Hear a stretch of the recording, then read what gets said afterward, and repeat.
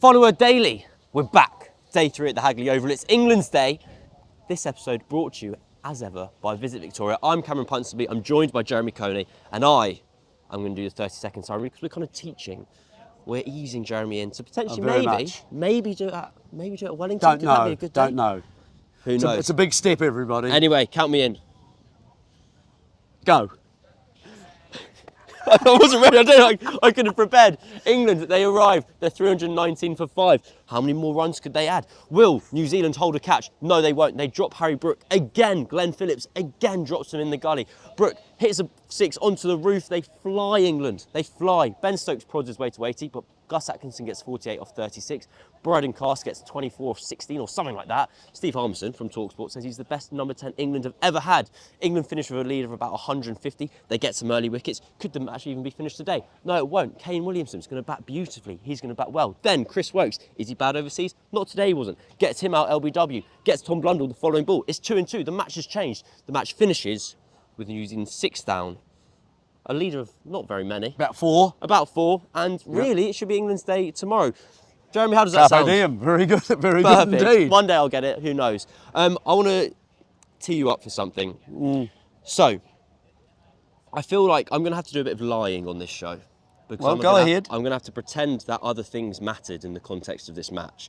But I cannot physically get myself past the fact that New Zealand have dropped 8 catches. No. And no matter where my analysis takes me, I will always come back to that. That's how the game will be remembered.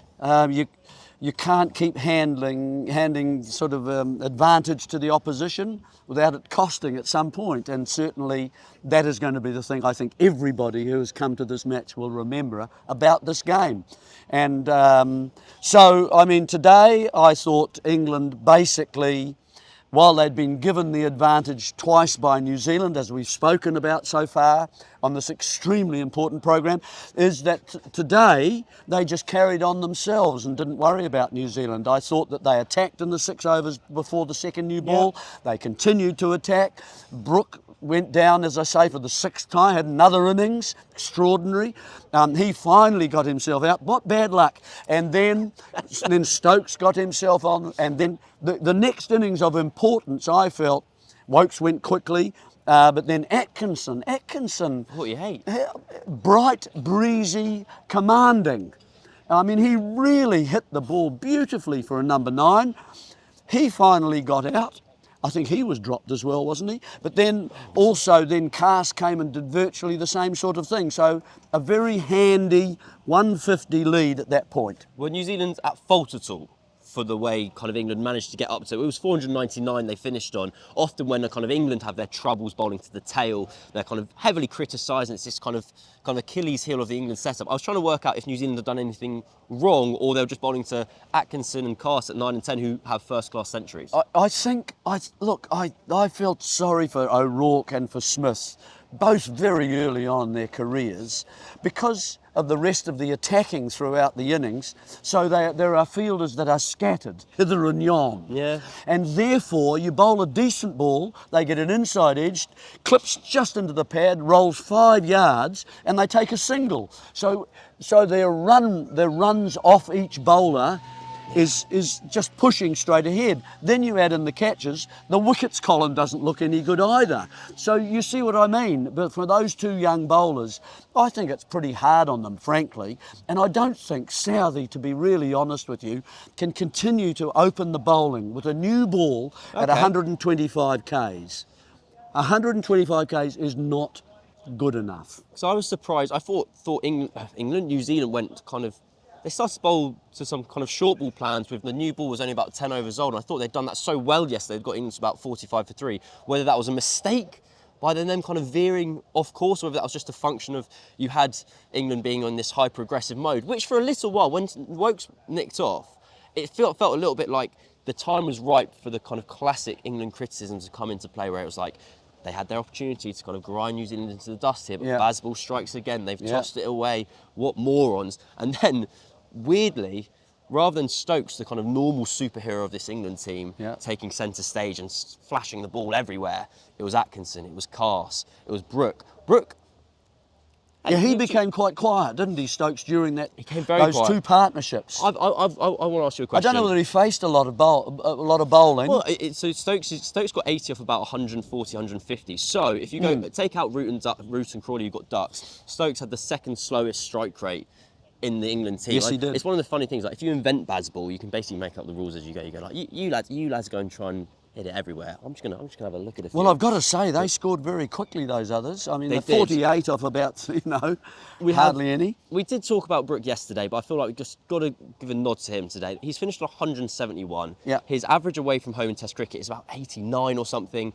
Question: if you got 170 for 6, Well, that is my, what do you call it, the special moment of the day. yeah, Hall of Fame. Use it now. It's fine. Hall of Fame is 6 for 170.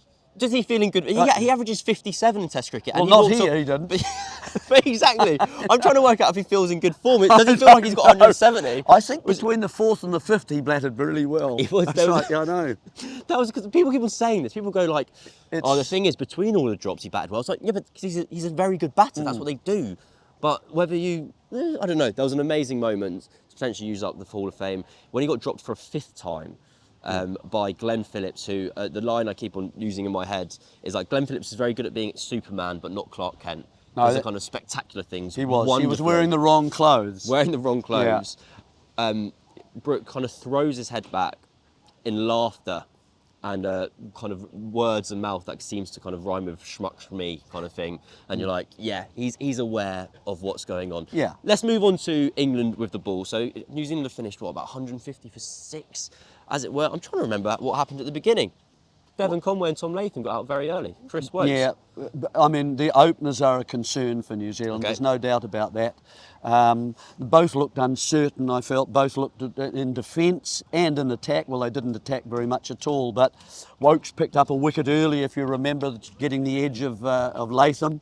And then had a bit of a spell for a while, didn't he? I can't remember, was it Carse who got Devon Conway trying to pull the ball?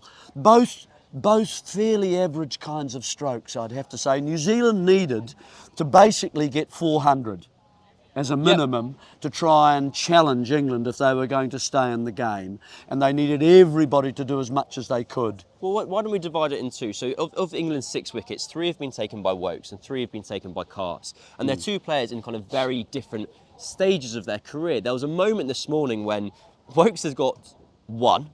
He's gone wicketless in the first innings, and then Gus Atkinson and Brydon Carse, the 2 bright young things, have come in, smashed it everywhere. And you're kind of going, I don't really see what your role here is, Chris, because if you're not going to be scoring the runs because you're the better batter and you're not going to be taking the wickets, we're kind of, I mean, you can go back how many years you want and go, oh, Chris Woakes isn't going to play an overseas test.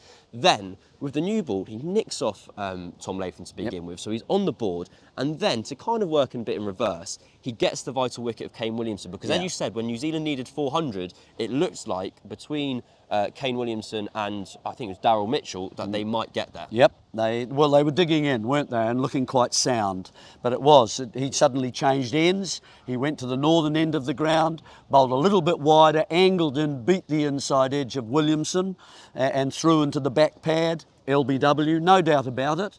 And then next ball, out came Blundell, who's again, see, New Zealand, they're being a little bit exposed and under a bit of pressure. They look as if a few of them, with 3 wins in India, you would think there would be quite rampant confidence coursing through their veins. But in fact, I think Blundell is one of the ones who's actually looking, he's lacking confidence in holding the ball and moving the feet nicely. Much harder in India, of course, where you're up behind the stumps to look tidy as a keeper. But here he looked awkward as well, and with the bat he hasn't looked, himself. He likes the bounce in these sorts of pitches out here, but he was out and dismissed first ball by Woakes again. Good delivery, little outside edge. Get one nipping in. Yeah. Now I found the Williamson LBW funny because it was umpire's call on like impact in line or not, but it was morally out. I said it was like that. It is hitting the stumps. That is out. I think Phillips' one was more moral. The Phillips one, I enjoyed it. Rod Tucker. I enjoyed both Blundell and Phillips. So we're going off a tangent, but that's fine. So Blundell edges behind. Yes, And he goes, no, correct. no. Review that. I haven't nicked And that. hit my thigh pad. And you go, like, I'm sorry, mate, you've nicked it. And he goes, oh, no, that's a shame I did. Well, Phillips gets given out LBW, reviews immediately goes, that's high. It's like, it is high, Glenn, but not high enough. It's still clipping the stumps. But I wanted to ask about New Zealand in terms of, I was debating with a friend kind of about whether there's a bit of an adrenaline dump with the New Zealand team. Kind of like you come off this huge high, which kind of realistically, in 30 years' time, those guys are going to meet together at a bar or a restaurant then and go, hey, how good was India? Absolutely. And That's exactly what happens. And whether now that we're kind of seeing the results of that, where they're trying to pick themselves up and go again. I'm firmly of the opinion that I haven't clicked on a Cricinfo scorecard for the last 2.5 months of my life without either Mitchell Santner or Glenn Phillips be playing a game for New Zealand. Convenience of memory is a good thing. Isn't it I really? use it when I need it. Yeah, and now's the exactly. moment in time. Well, and are they just at the end of this mammoth tour of the subcontinent and they're kind of going, blimey, how I'm having to pick myself up again? Well, they need to if they want to. I mean, there wasn't. It was a low kind of, percentage, I think, of getting through to the World Test Championship kind of thing, to win 3 in a row again. They've certainly managed to avoid that. But look, I just think what concerns me, eight catches as we've spoken about, and really none of them as hard as the one that Phillips took. Nothing like it. They should really all have been taken. So they need to look at various aspects, and I just don't see them practicing their catching enough. Why aren't they out here, for example, if it is a hard seeing ground, especially around with lots of people on these banks around here, why aren't they out here when the people have arrived in the morning, hitting catches to have a look at it and see? We're not seeing that at all. We're in between. As soon as England were dismissed, who was out here having little catches and holding it left-handed because Conway and Latham are left-handed. There they're having practice catches. And New Zealand aren't doing those kinds of things. To me, some of those practice routines, I don't know whether they're happening behind the trees over there. I don't know. But I've not seen them out here once in this game so far practicing fielding. Is that a case of, I mean, New Zealand are kind of famed for their competence. This is a very un-New Zealand performance from a third party, at least, from someone who doesn't see them as much as someone such as yourself who might watch them all the time. To drop at 8 catches is aberrational. It's not something that's kind of they're associated with. I can't imagine they're rocking up to Hagley Oval and they go, bloody hell, guys, make sure you practice your catches here. We're going to put down 8 otherwise. Well, they've taken the dubious honour of being the side that dropped the most catches in the World Test Championship. Hey, congratulations. We've grasped the medal, everybody. Yeah, you won it in 2021, and now you've got the real prize. Yeah. To circle back to kind of to the Woakes and Carse thing. Woakes, potentially on his way out, kind of saving himself. Good news for Australia, by the way. He'll be rocking up at the Gabba next year now. Congratulations. Brydon Carse, he's kind of different type of bowler. He's a bit of a phenomenon. Yeah. And he was where Saqib Mahmood, England got very excited about him over a couple of years ago. He's like a pitch-independent bowler. He seems to be kind of excellent regardless of what surface he's presented with. He's a very quote-unquote England player, which is a bizarre way to describe a South African, where Stokes basically goes like, I like your stuff. You're a big, tall, strapping lad. You run in, you bowl 88 miles an hour, you can whack it down the ground. Yeah. This is going to work wherever we put you. And today, he's proven kind of his genuine worth. He probably didn't get the credit he deserved in the first innings because he got his wickets in the wrong order. Yeah. He ended up with 4 wickets. 4 and 3. But he got the kind of final 2 after Bashir had kind of taken the plaudits on day one. He's now taken another 3 today, on top of a cameo at number 10. Mm-hmm. He's been brilliant. Absolutely. Absolutely, a really important player on the side. And what he's had, this is his 3rd test match, I'd say. So well done him. 2 in Pakistan. And here now, and he's done very well indeed, and I think a great find. I was going to ask you about potential changes for the next Test match, but we'll save that for tomorrow's wrap. Do that. Assuming it'll be over tomorrow. It'll be over. Hey, Nathan Smith might be able to play a hell of an innings. Right, we're going to move on to the Hall of Fame, so we're going to go to the ad break. It's brought to you by Visit Victoria, and if you're listening in your ears, there's going to be a 2-second break. We're back. Oh, that's Jeremy's favourite part of the show. Every time. It's just magic. Every time. Right, the Hall of Fame. I hope you've got a second Hall of Fame. Should I go first while you have it? No, I haven't had other than to say landing on. I don't think I've ever seen a stroke hitting You've the taken Hadley my roof. one. Damn. Yeah, I don't think I have. Sort of a tent, very large, or in fact about 5 tents, and hitting the top of that. So now you're going to have to think, aren't Harry you? Brook. So Harry Brook launched this 6 onto the Hadley pavilion.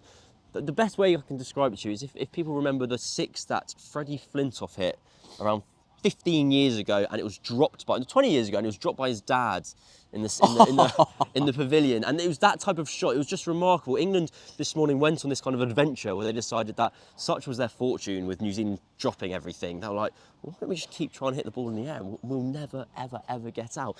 I think my Hall of Fame, I know we've touched on it already, but I thought the 2-2 from Chris Woakes was a pretty spectacular moment of the day, and a pretty special moment for a player who has had the same questions following him around for a decade, and to be able to kind of stick 2 fingers up to the kind of figurative press or audience to say, I can do it here, I can do it, even after getting 1 with the bat, was pretty good. Yep. Enjoyed No, that. he did all right. He did well. I'd be pleased. New Zealand, not a good day for you. England, No. congratulations. Well done, England. The problem, so today's the first time. Today is an England's day, Today totally. is the first time I've thought with well bat done England. and ball. But until that point, I've kept on just coming back to the same. All I could think about is when, like, if you are the little piggy and your house of hay has been blown down, you go, maybe it was structurally insecure. I'll go, no, it was the wolf. It's always right. the wolf's fault. Okay. Dropping catches. That's very good. We like this. Do you like that one? Very good. No, that's 2 in 2 days. And I Yeah, thought I I'd know try you something have. you wouldn't like. Yeah, no, That's no. fine. Right, we take risks here at the Final Word. It's been the Final Word daily. It's been day 3. It's England's day. It's almost definitely England's match. It's been brought to you by Visit Victoria. I've been Cameron. Jeremy's been Jeremy, and we'll see you and speak to you again tomorrow.